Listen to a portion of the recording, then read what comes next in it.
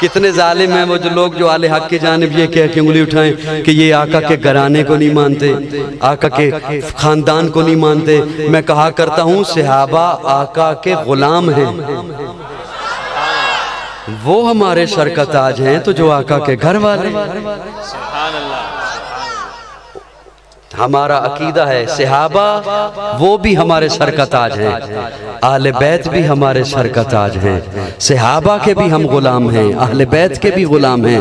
خدا را ان شخصیات کا نام لے کر قوم کو تفرقوں میں مت ڈالو، دل براں بھی حسین ہے۔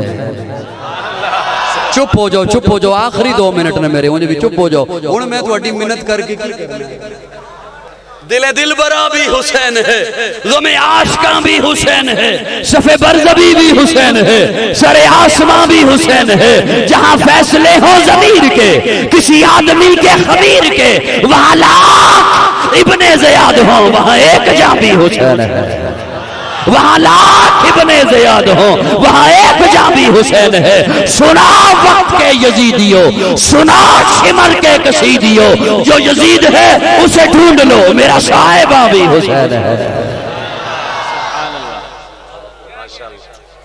سنو وقت کے یزیدیوں، سنا شمر کے کشیدیوں، بڑے تذکرے کئی کر دینے یزید دے دی حمایت۔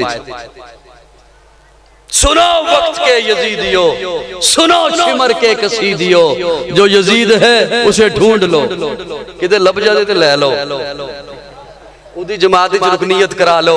سنو وقت کے یزیدیوں، سنو شمر کے کسیدیوں، جو یزید ہے اسے ڈھونڈ لو، میرا صاحبہ بھی حسین ہے، میرا صاحبہ بھی حسین ہے۔ نہ یزیدیت کا وکیل ہوں، نہ یزیدیت کی دلیل ہوں، میں حسینیت کی سبیل ہوں، میری برزباں بھی حسین ہے، دل براں بھی حسین ہے، غم عاشقاں بھی حسین ہے۔